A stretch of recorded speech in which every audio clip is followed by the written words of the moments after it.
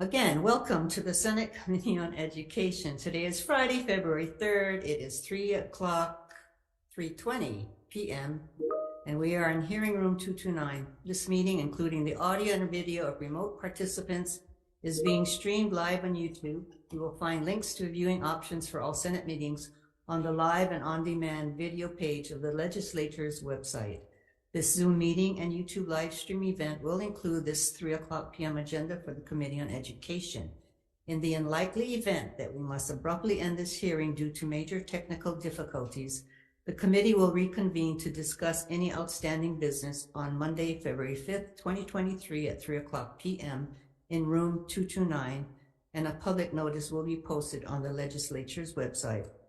And I'd like to take this time to remind our testifiers that due to time restrictions on our hearings, we will be limiting testimony to 1 minute per testifier per bill. For people participating remotely, please remain muted and video disabled until shortly before it is your turn to testify. When I call your name, unmute yourself and your time will begin. After your minute is completed, staff will mute you so that we can move this hearing along in an orderly and efficient manner. First on our agenda is Senate Bill 826 relating to School Facilities Authority. And testifying is Louis Salaveria, Director, Budget and Finance. Good afternoon, Chair. Louis Salaveria, afternoon, Senators. Please come to the mic. Good afternoon, Chair. Louis Salaveria, Director of Department of Budget and Finance. You have our testimony providing comments. Again, echoing some of the comments that were provided by the LG. We support the bill, but we would prefer, or we would like the bill to be crafted in such a way where the deposit would be made in fiscal year 24 in order to address the issues associated with the maintenance of effort compliance issues. Thank you, Senator. Thank you, Director.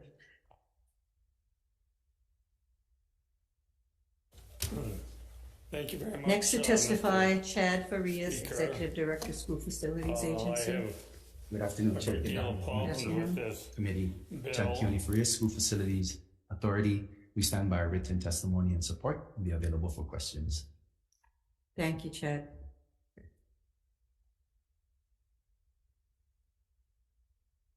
And we have written testimony and support by 3 others. I believe that Lieutenant Governor wanted to testify on this bill, and she will be back in a minute. Due to difficulties we've been having, she left for another hearing. Members, do you have any questions on this Senate Bill 826? Thank you.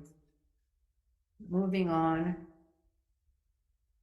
Senate Bill 7 relating to the School Facilities Authority makes necessary amendments to clarify certain references to the School Facilities Authority used in Section 302A-1151.1 of the Hawaii Revised Statutes. To testify, Executive Director Chad Farias, please. Good afternoon again, Chair Kidani, members of the committee. Chad Farias, School Facilities Authority, and we stand by written testimony and support and will be available for questions. Thank you, Chad. Members, any questions?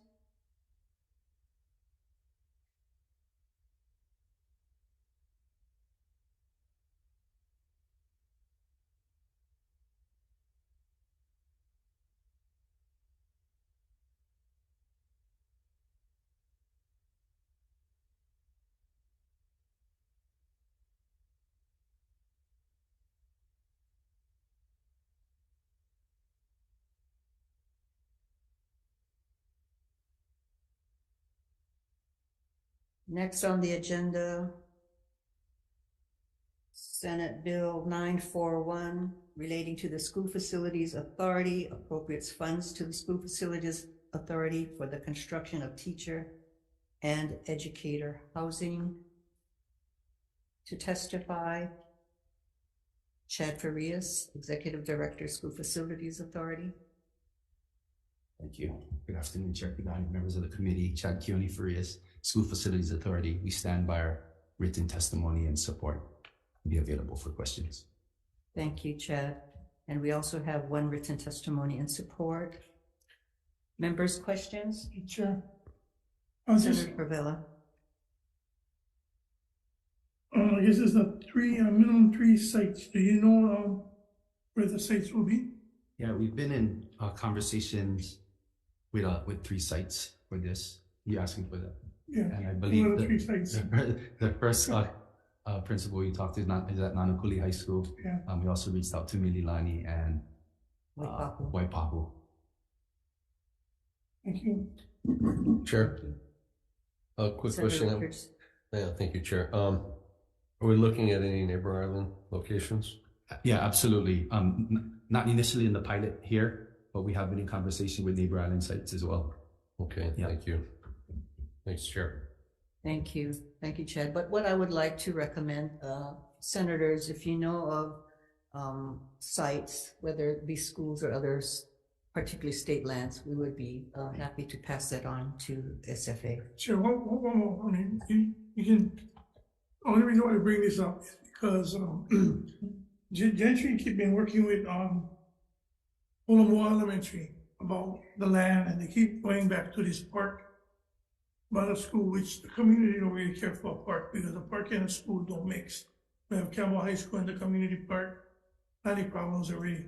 So at one time, I know that there was on the books of thinking about doing teacher housing on Kianui Drive in actually, is that totally off the radar, or they can be considering it? Because I like know so that I can protest everything else that Gentry gonna try to do on that property. I mean, excuse me, go against everything down there. It's absolutely on the radar. Okay. We didn't get any real positive movement forward with that, but Yeah. we can definitely reach back and we'll get you. Yeah, please, because what I'm gonna do is I'm gonna reach out to her, because she came to the neighborhood board, talk about how they're gonna build a park. And my community is very upset because the things that I was talking with Ed Sniffen and some other groups was that possible fixing and maintaining our roads through teacher and, teacher housing or housing for our teachers in that area, so. Yeah, we'll reach out, we'll provide you feedback. I'll give it, thank you. Thank you. Thank you, Chair, again. Thank you. Moving on next. Senate Bill 832 relating to education. This authorizes the counties to transfer land to the School Facilities Authority, exempts the School Facilities Authority from taxes, authorizes state and county agencies to render services, establishes a deadline for the transfer of properties to the Department of Education from the City and County of Honolulu required by Act 272, Session Laws of Hawaii 2019. To testify, Ann Horiuchi.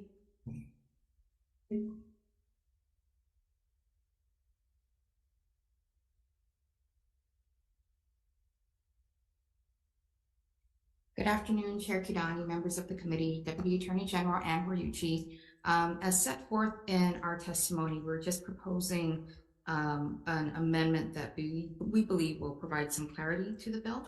I'll stand by for questions. Thank you. Thank you, Ann. Next to testify, Chad Farias, please. Good afternoon, Chair, members of the committee. Chad Keone Farias, School Facilities Authority. We stand by our written testimony and support, and we'll be available for questions also. Thank you. Chair? Yes. Quick question. If I'm understanding this authorized it, but is there something that prohibits county transferring to state for education? Is that why we have to authorize this? Because I know we do intergovernment transfer already, so. Yeah, I think this is just specific language, making it more explicit on what authorities will be given to the SFA. Okay. Yeah. All right, thank you. Thank you, Chair. Just one on because a lot of the properties, like even in my community, nobody knew that it belonged to the city until we started construction and realized it wasn't state land, it was city land. So that's why I guess this is, I really love this bill and finally getting it done so that we can get some stuff done in our Ever Beach community, so Yeah, great. Okay. thank you. Further questions? Attorney General, can you just, for the senators, here, specify what your recommended non-substantive changes are.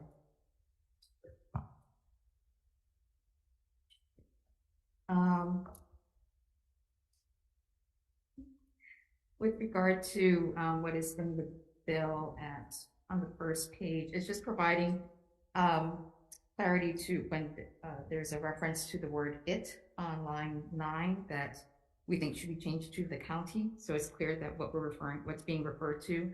And then the same thing following that where it says "its purposes," we suggest changing it to the authority's purposes. Again, this is just to provide clarity. What line was that one? Its purposes is on line 10. I see it. Yeah, and the other previous "it" is on line 9. Thank you for that. Members' questions? Thank you, Anne.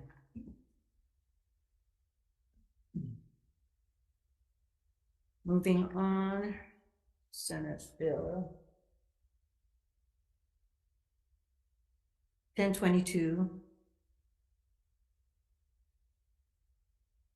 relating to the Early Learning Board, amends the composition and qualifications of the Early Learning Board to consist of individuals from each county instead of from particular entities or types of providers, establishes general qualifications for the members of the Early Learning Board appointed by the governor. To testify, Bob Peters, Chair of the Early Learning Board.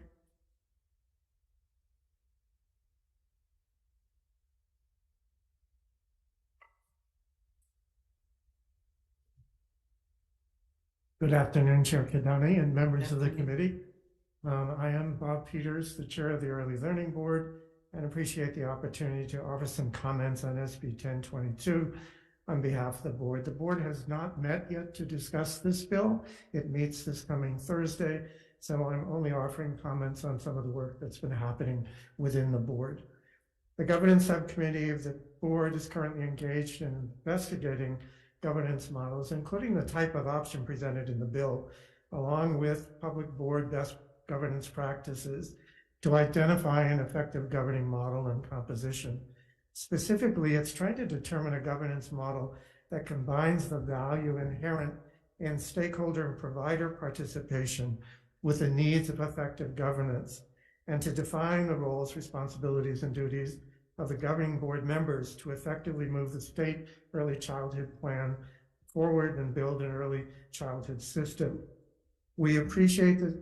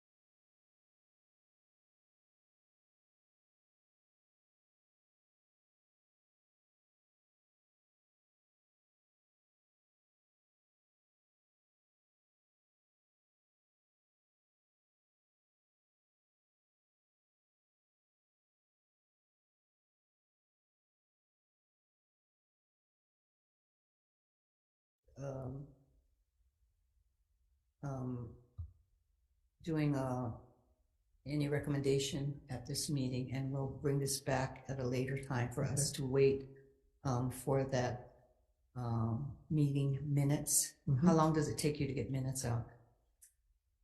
It's usually about 2 to 3 weeks, but we can probably fast track them. Okay, well, we will put this back on the agenda before the end of February. Okay. Thank you very much. Thank you, Bob. Okay.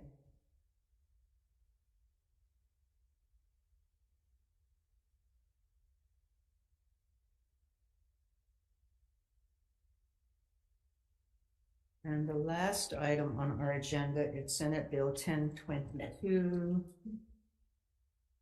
relating to early learning. Again, this is appropriates money for the Preschool Open Doors Program and Executive Office on Early Learning to expand access to preschool and to implement program changes required by previous acts, expands the types of entities from which a preschool open doors service provider may obtain accreditation, authorizes the Preschool Open Doors Special Fund to accept federal funds, appropriates funds. To testify, Lieutenant Governor Sylvia Luke. This is on Senate Bill 1023. Thank you. I'm sorry. Thank you, Chair. Thank you, members. In strong support of this bill, right now, in order for us to provide preschool access to both 3 and 4-year-olds, we would need statutory revisions in both EOEL and Preschool Open Doors to open the access to 3-year-olds. Right now, both Executive Office of Early Learning and Preschool Open Doors only have statutory authority to provide preschool services for 4-year-olds. And as you know, in the private sector, when we talk about preschools, it's really 3 and 4-year-olds. So this will open up access to a lot more families.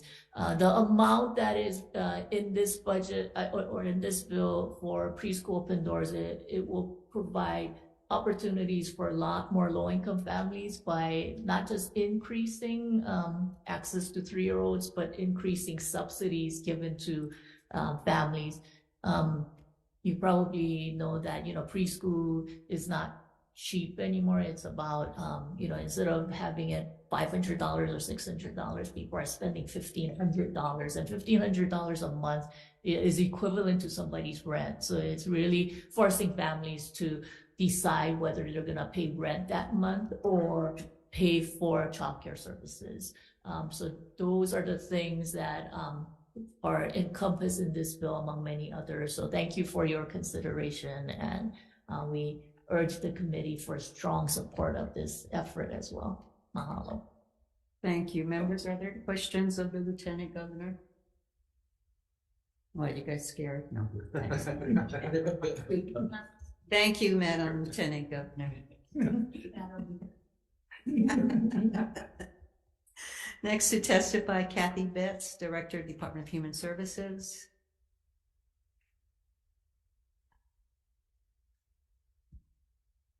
Good afternoon, Chair and committee members. Scott Nakasone, representing Department of Human Services. Department supports this bill and has provided comments, and I'm here to answer any questions should you have any. Thank you. Thank you. Members, any questions for Scott? Thank you. Next to testify, Bob Peters, Chair of the Early Learning Board. Early Learning Board's there, going to discuss the related comments. Thank you, Bob.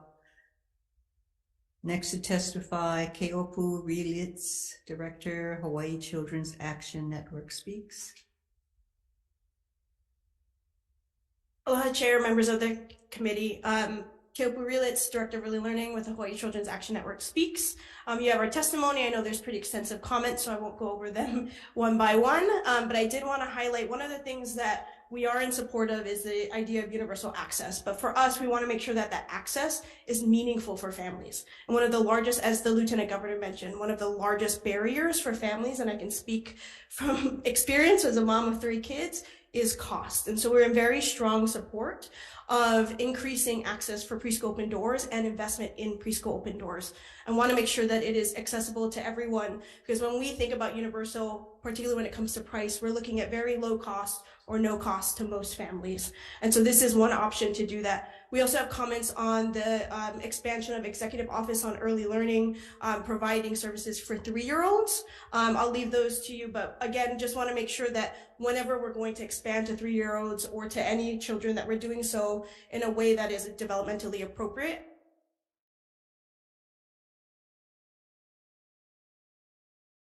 Thank you very much, and I'm here for any questions. Thank you, Keopu. Members, questions? Thank you. Next to testify, Vivian Ito for Children's Action Strategy. Good afternoon, Chair Kidani and members of the committee. I'm Vivian Eto, and I'm here on behalf of Early Childhood Action Strategy in support of Senate Bill 1023. You have our written testimony, so I just wanted to highlight a few things, mainly that we are in very strong support of the expansion of preschool open doors. We think it's a critical strategy to expanding access, not only to expanding access to our community-based programs, which can serve the different needs of children and families in numerous ways that go beyond the public preschool classrooms that are available. So we think it's an important two-pronged strategy to support both classroom expansion and subsidy for our families, and we really hope that you will support sort of public preschool access in a diversity of ways with a healthy support for expansion of preschool open doors. And then with regards to the potential expansion of Executive Office of Early Learning to 3-year-olds, we just respectfully request consideration of the additional supports and resources meet developmentally appropriate health and safety and quality standards for the younger age group. Thank you for the opportunity to testify, and please know I'm available for any questions. Thank you, Vivian. Members, questions? If not, moving on. Yuko Arikawa Cross, testifying for Executive Office on Early Learning.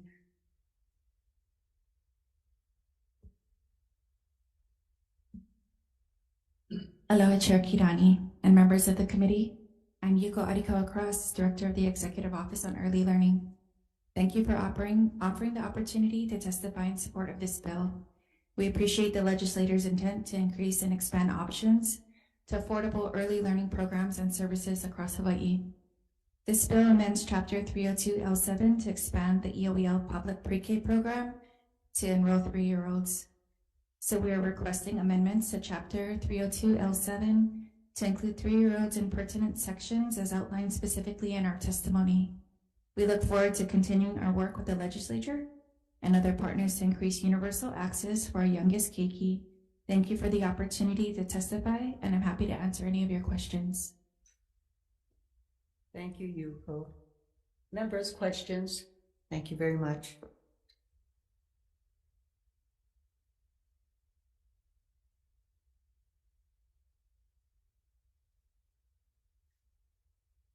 We have written testimony from a number of people in support: Sherry Nakamura, Carrie Urusovich, Dr. Waiali Ali Sarsona, Calvert Young, and Erica Molinu.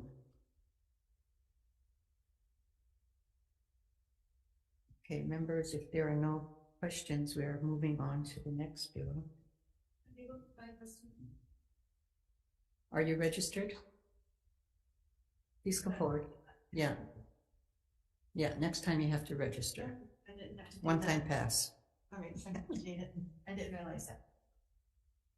Whoops. Good afternoon, Chair and members of the committee. My name is Linda Elento, and anyway, just briefly, I am a parent, and I am now a grandparent, and this bill has been really important to me. My very first testimony to the legislature was almost 20 years ago regarding preschool open doors, so I strongly support funding, and personally I certainly appreciate it. I just wanted to bring up a couple of comments if you would consider, because this is a statute that also requires accreditation, and in section 346-184 it specifies the national early childhood types of accreditation. And I know the purpose, it seems to be, for this bill is adding 3-year-olds. It's my understanding that 3-year-olds, at least in the past, who have special needs, have been granted the particular type of grants that are provided under preschool open doors. But this seems to counteract what the Department of Education has been doing with special education and so forth. What I like to see is that children with disabilities would be able to access also these preschool open doors without being told they're already served in the DOE.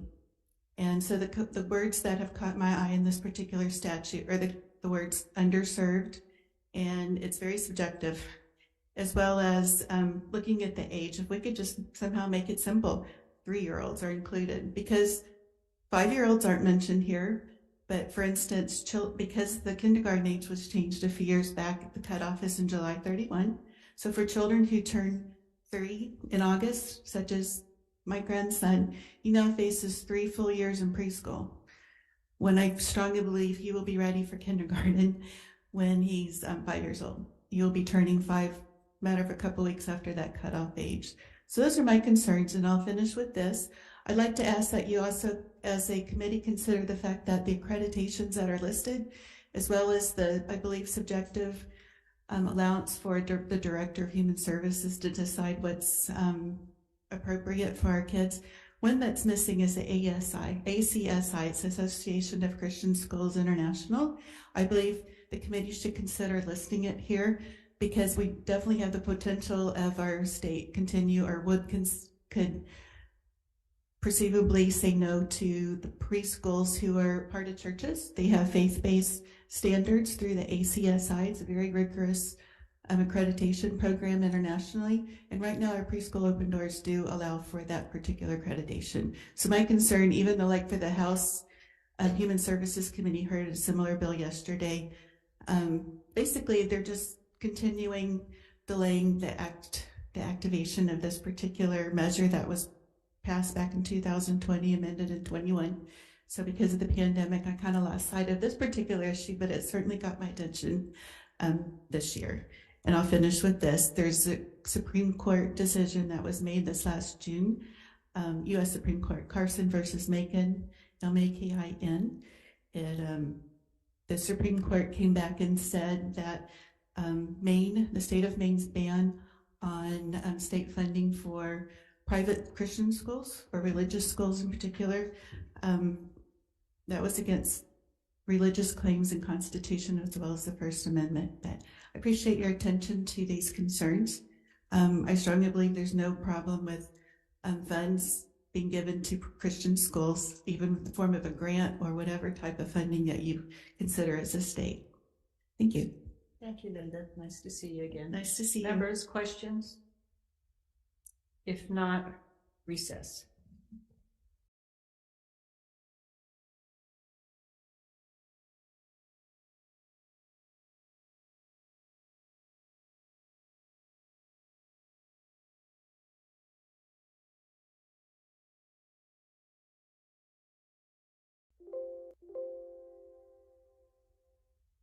Reconvening the Committee on Education. So the chair and members of the committee are recommending that you pass out Senate Bill 826 relating to the School Facilities Authority as is. We will also be passing out Senate Bill 7 relating to School Facilities Authority as is.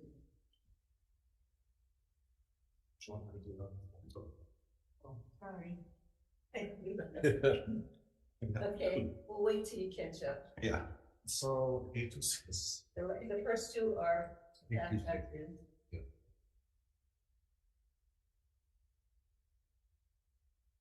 As is 826, as is 7.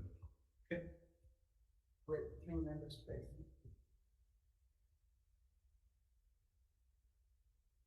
On Senate Bill 941 relating to School Facilities Authority, recommendation of the chair is to specify that teacher and workforce housing pilots shall be at the 3 identified locations by the School Facilities Authority, which are Nanakuli High and Intermediate, Waipahu, and Mililani High Schools. Also providing the SFA with the authority to partner with public and private development agencies to develop the teacher housing pilot sites. Also to provide SFA with the authority to transfer any funds appropriated in this bill to state partners to effectuate the purpose of this bill. And finally, noting in the committee report that the intention of this is to provide housing for teachers, but acknowledging that should vacancies occur, the SFA should be empowered to offer those units to eligible educators. Chair, did we want to vote on the first ones first, or do you want to keep? No, let me go through all of them and then we'll vote. Sorry. No. And then Senate Bill 832 relating to education. This is authorizing the counties to transfer land to the School Facilities Authority. We're going to defer this one to February 13th, 2023 at 3 p.m. in this conference room 229. We also are going to defer Senate Bill 1022 Senate Bill 1022 relating to Early Learning Board, also deferring until February 13th, 2023 at 3 p.m. in this room 229. Senate Bill 1023 relating to early learning, which appropriates money for the preschool open door programs and executive office on early learning to expand to preschool and to implement program changes required by previous acts. We are also going to defer this bill to February 13th at 3:00 p.m. in this room 229. Okay, so members, for the vote, I was stalling to see if Fabiola was coming back, but with 3 members present, Chair is recommending to pass out Senate Bill 826 as is. Chair votes aye. Chair votes aye. Vice Chair is excused. I vote aye. Senator Richards. Aye. Senator Favela is excused. Chair, you have 3 ayes. Recommendations adopted. Thank you. For Senate Bill 7 relating to the School Facilities Authority, recommendation of the chair is to pass as is. Chair votes aye. Chair votes aye. Vice Chair is excused. I vote aye. Senator Richards. Aye. Senator Favela is excused. Chair, you have 3 ayes. Recommendations adopted. Thank you.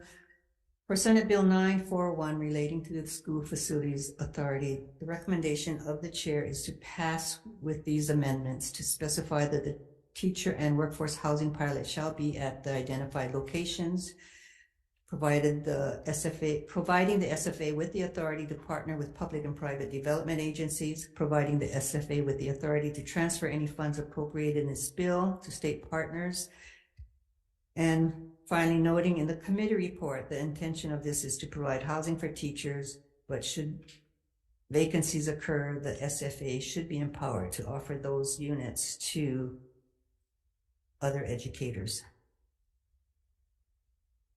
Recommendation of the chair is to pass Senate Bill 941. Chair votes aye. With amendments, Chair votes aye. Vice Chair is excused. I vote aye. Senator Richards. Aye. Senator Favela. Aye. Chair, you have 4 ayes. Recommendations adopted. Thank you. For Senate Bill 832, this is relating to education. The recommendation is to defer this bill to February 13th, 3:00 p.m. in this conference room 229. On Senate Bill 1022, relating to early learning board, recommendation of this chair is to also defer this bill for decision making until February 13th, 3 p.m. in this conference room 229. And finally, Senate Bill 1023 relating to early learning, recommendation of the chair is also to defer this bill to February 13th at 3 p.m. in this conference room 229. With that, this meeting's adjourned.